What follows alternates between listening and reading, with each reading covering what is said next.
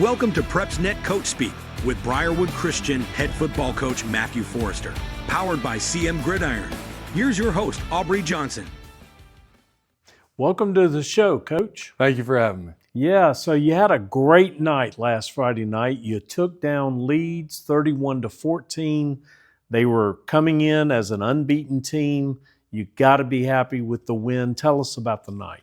Yeah, it was a great night. It was homecoming last week, so Yes, I had a lot of alumni back. It was good to see them, see a lot of former players, a lot of friends. And so you come back, there's a great crowd playing a top 10 ranked team in Leeds. And you just felt a little bit of energy, a little bit of excitement.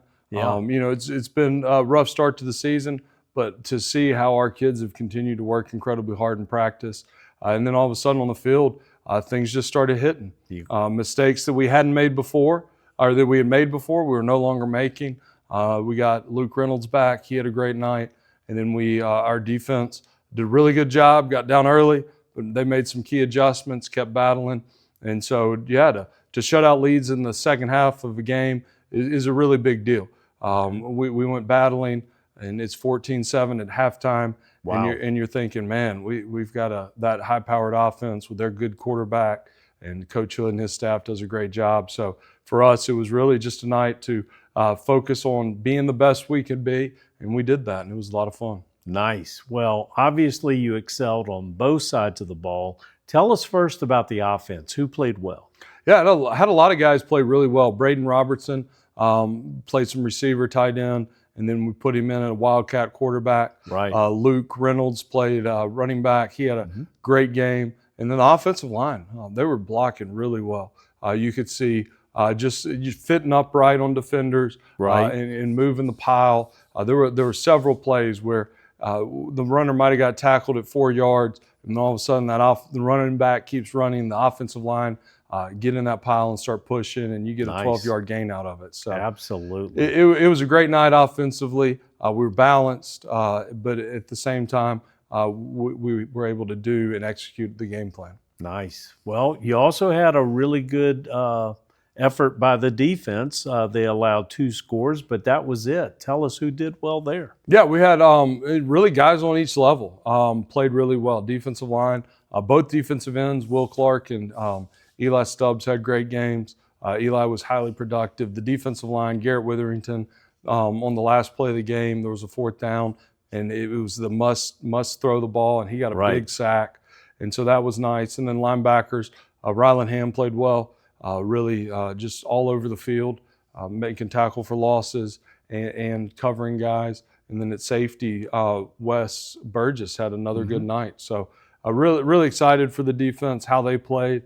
Again, we got behind early, but the resolve and the grit to continue to push forward was a big deal. Good deal. Good deal. So, as we always ask, any injuries this week? No, the injuries, there wasn't many. There was just one, but he'll be okay. And so, for the most part, we came out of the game. It was a tough physical battle. Right. Any team that Coach Hood coaches is going to be physical. So I think we've done a good job of taking care of the players, having smart practices. Right. They might not look like everybody else's in the state, but I really don't care. We're going to do things to take care of our kids and get them ready for Friday night. So our practices have been really efficient and really clean this week. Okay. Well, Coach, we wanted to add a player spotlight to kind of our Q&A session here. What is one of the players that you would really want to talk about from last week's win? Well, I think when you think of last week's win, you think of Luke Reynolds. He came back and played running back for us. He had 18 carries, 168 yards, and 4 touchdowns. Wow, that's huge. Yeah, it was a big deal. There was one crucial play towards the end of the game. He actually breaks 7 tackles during the game, or during that one play. That's unreal. So, yeah, I mean, in one play, 7 tackles, went from being a 1-yard gain to a roughly 50-yard gain. That's crazy. And so it was a pretty valiant effort on his part. And then to see the guys hustling around him to block and make a couple key blocks late, it was fun to watch. And so he did a great job. He really battled, and it was an exciting game, and it was pretty electric to have him out there. Well, good. Well, Coach, we'll talk about next week's opponent here in just a minute, right after this message. PrepsNet Coach Speak is powered by CM Gridiron. CM Gridiron is your home of fan-focused Alabama high school football. From our weekly interactive Team of the Week and Offensive and Defensive Fan-Selected Player of the Week polls to the Alabama High School Stadium Tour, player profiles, Coach of the Week features, and live in-game scoreboards, CM Gridiron is the largest fan-driven digital platform in the state of Alabama. Your team, your voice, your vote, your game. CM Gridiron. Coach, before we talk about this week's game, I wanted to bring up something, and that is your assistant coaches that help you week in and week out. Without them, you probably couldn't be very successful, could you? Oh, absolutely. They're the heartbeat of the team. You know, Right. I get to set the trajectory. I get to set the plan. Right. People say thank you to me, but they're the ones that are impacting lives Right. on a day-to-day basis. They're the ones that are with their position group, working the nitty-gritty. And I've got an excellent staff, one of the Right. top in the state. So I'm incredibly thankful for them. I'm truly blessed. I mean, I've got several of these guys that could be head coaches or have been Yes. head coaches, and they're all here for the right reasons. So I've been incredibly fortunate with the staff that I have. Awesome. Kudos to you guys. So this week you've got another mountain to climb. This time it's Corner, another unbeaten team. And again, you have to travel there. So tell us about this team. What do you expect? Yeah, I mean, Corner's a good team. What Coach Campbell has done over there has been pretty outstanding. He's had great success the first 2 years, and he's run through our region, and he's played his really good non-region opponents. And Right. so he's got a nice little offensive package going. His defense is sound and solid.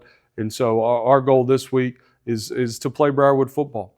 Yeah. Is to be fast and physical, and let's focus on doing our jobs as it adapts. You know, the thing you love about high school football, maybe more than college and definitely the pros, is each week an offense has their own brand of football. Yeah. And so last week, Leeds was a smash mouth, power counter kind of team. Right. Now, Corner runs power and counter, but they had an option off of it. Right. And so to see how the offenses each week change, and then to see how your defensive structures, you know, the start of our season, we went from a 3-3 stack to a 3-4 to a 4-3. Wow. And then last week we saw a 4-man front, and this week we're seeing a bear mix. And so you get all of these different varieties in high school football, which makes it a lot of fun to coach, but it also means mistakes can be prevalent. So can we hone in and focus and work our rules, follow our rules, trust our technique, and then allow that to bring us success, and not just say, well, hey, the whole world's changed. It hasn't. Right.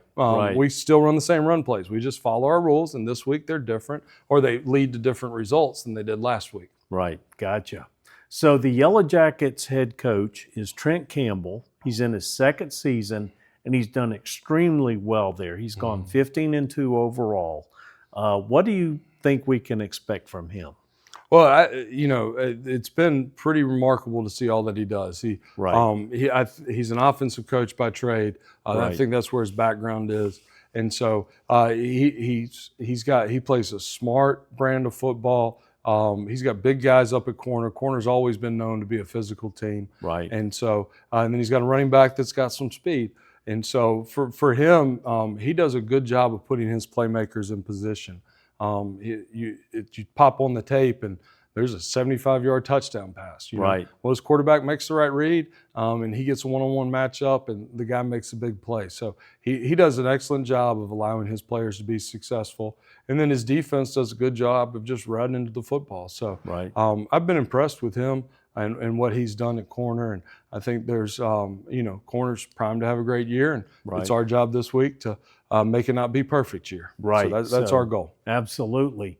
So tall assignment, again, second week in a row, but you had great success last week. And it's just time to build on that, isn't it? Absolutely. You go back and you look and you say, hey, there were breaks throughout each first game that we didn't take advantage of.